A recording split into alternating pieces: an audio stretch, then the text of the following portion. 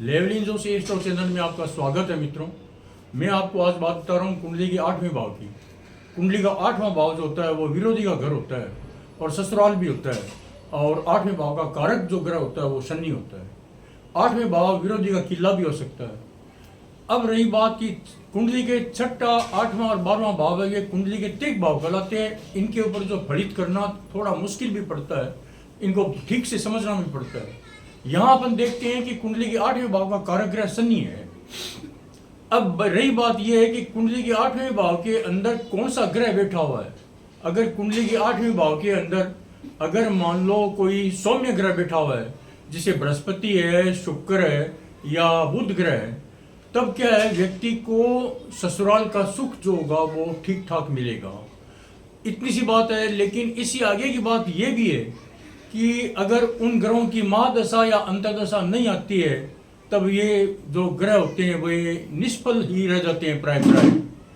दूसरी बात कि कुंडली के 8वें भाव के जो ग्रह हैं वे अगर 11वें भाव के संबंध बनाते हैं, तब व्यक्ति को ससुराल से धन की भी प्राप्ति हो सकती है। कुंडली के जैसे 8वें भाव के अंदर यहाँ मान लो कुंडली का बृहस्पति है, मीन राशि के अंदर मालिक बृहस्पति है। ये बृहस्पति अगर कुंडली के यहाँ बैठ जाते हैं, खुद स्वयं बैठ जाते हैं, तो व्यक्ति को ससुराल से धन की प्राप्ति होती है। अगर ये बुध के नक्षत्र में भी बैठ जाएं या मिथुन राशि के अंदर नक्षत्र पड़ते हैं, तो मिथुन राशि के नक्षत्र में मंगल भी पड़ता है, राहु भी पड़ता है, बृहस्पति भी पड़ता है, उनके नक्षत्र में बैठ जाते हैं, तब व्यक्ति को 8वें घर से आर्थिक नुकसान नहीं हो सकता। कुंडली का 8वां घर व्यक्ति की आयु का घर भी होता है। व्यक्ति की मृत्यु किस कारण से होगी वह भी बताता है। दोनों ही बात है। जो आयु का घर होता है वही मृत्यु का कारण भी बताता है। आगे जाकर के मैं आपको बताऊंगा कि कुंडली के 8वें भाव में 22वां दृश कांड पड़ता है। 22वां दृश कांड अगर मारक ग्रह के साथ में संबंध बना लेता है, तो व्यक्ति को मृत्यु तुल्य कष्ट भी भोगना पड़ता है। कुंडली के 8वें भाव के अंदर 64वां नवांश पड़ता है, जो चंद्रमा से गिना जाता है।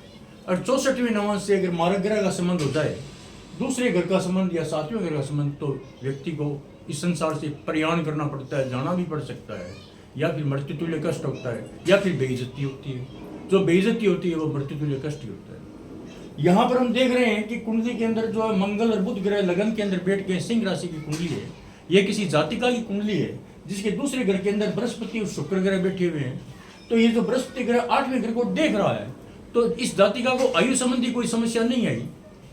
लेकिन यहाँ पर शुक्र ग्रह जो है कन्या राशि के अंदर नीच राशि में बैठ गए हैं, लेकिन केंद्र में बुध होने से नीच भंग राजयोग लागू हो गया है और बुध का संबंध मंगल से हो गया है। तो जातिका इंटेलिजेंट होती है। और ये क्या होते हैं कि नवम घर का मालिक जब केंद्र में बैठता है, तो त्रिकोणाधिपति केंद्र का जो संयोग होता है, तो ये राजयोग माना जाता है। ये जातिका राज की नौकरी कर सकती है और इसने की भी होगी। यहाँ पर हम देख रहे हैं कि कुंडली के चतुर्थ भाव के अंदर शनि बैठा हुआ है। तो चतुर्थ भाव का शनि जो होता है व्यक्ति को परिवार संबंधी सुख जो होता है वो छीन लेता है। परिवार संबंधी सुख भी छीन लेता है। माता का सुख होता है वो भी प्रचुर मात्रा में नहीं मिलता। इस जातिका की कुंडली के अंदर चंद्रमा के साथ में केतु है। चंद्रमा के साथ में केतु का होना बहुत ही बढ़िया होता है। यानी ये जो ग्रहण योग है, लेकिन इसके पॉजिटिव रिजल्ट मिलते हैं। ये जातिका क्या होती है, इंटेलिजेंट हो सकती है, ज्योतिष में रुचि रख सकती है। आगे जाकर के आपको बताएंगे पंडित सुरेश चंद्र मिश्र या अन्य जो विद्वान लोग होते हैं वो कहते भी हैं कि अगर मान लो कुंडली के 5वें घर का, 9वें घर का और 12वें घर का संबंध होता है और लगन का संबंध होता है पाप ग्रह के साथ में या गुली के साथ में या शनि के साथ में, तो प्रबल ज्योतिषी बनता है। तो यहाँ पर ये ज्योतिष में इंटरेस्ट रखने वाली जातिका हो सकती है। यहाँ पर मैं आपको बताऊं कि ससुराल के बाद में ये विरोधी का घर होता है। अगर कुंडली के 8वें घर के अंदर किसी भी प्रकार की मारक ग्रह की दृष्टि पड़ सकती है, पापी ग्रह की दृष्टि पड़ सकती है, तो विरोधी के घर के अंदर नुकसान भी होगा, यह बात निश्चित है। कुंडली का 8वां घर अगर 6ठे घर में जाता है, अष्टमेश अगर 6ठे घर में जाता है, तब इसके रिजल्ट सोचने के है। अगर ये अष्टमेश 6ठे घर में जाएगा, तो व्यक्ति के जो शत्रु होंगे वे तो अपने आप ही दब जाएंगे। कारण क्या है कि 8वां घर क्या है, कुंडली का विरोधी का घर होते हुए भी विरोधी को दबाएगा। तो व्यक्ति को फायदा होता है, ये नहीं विपरीत राजयोग का काम करने लगता है।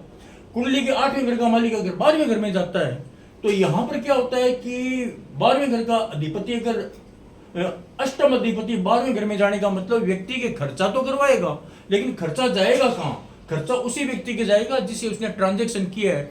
तो व्यक्ति का ऋण जो होता है वो चूकता हो जाता है, तो व्यक्ति ऋण को चुकाता है। हाँ, ये बात जरूर है कि स्वास्थ्य में गिरावट आ सकती है, लेकिन ये विपरीत राजयोग का काम करने लगता है। कुंडली के 8वें घर का मालिक छठे के साथ में 12वें के साथ में बैठने का विपरीत राजयोग का इतना सही मतलब होता है। अगर ये उसी समय अगर 11वें घर से संबंध बना लेता है तब तो सोने में सुहागा होता है।